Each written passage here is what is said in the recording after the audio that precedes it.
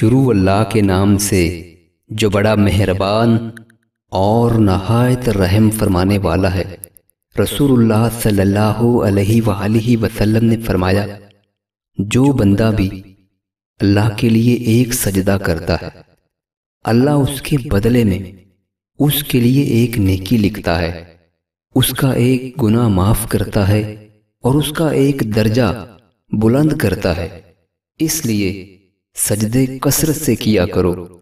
نبی کریم صلی اللہ علیہ وآلہ وسلم نے ارشاد فرمایا، دنیا ساری کی ساری سامان ہے اور دنیا کا بہترین سامان نیک بیوی ہے۔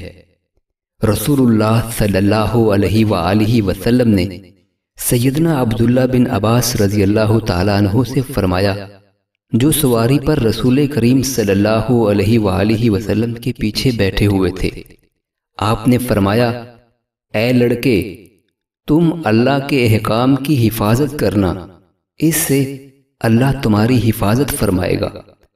تم اللہ کے حقوق کا خیال رکھنا، اس سے تم ہمیشہ اللہ کو اپنے سامنے پاؤ گے۔ تمہیں جب بھی کوئی چیز یا مدد مانگنا ہو تو صرف اللہ سے مانگنا۔ ساری دنیا اکٹھی ہو کر بھی تمہارا اس سے زیادہ فائدہ نہیں کر سکتی جتنا اللہ نے لکھ دیا ہے۔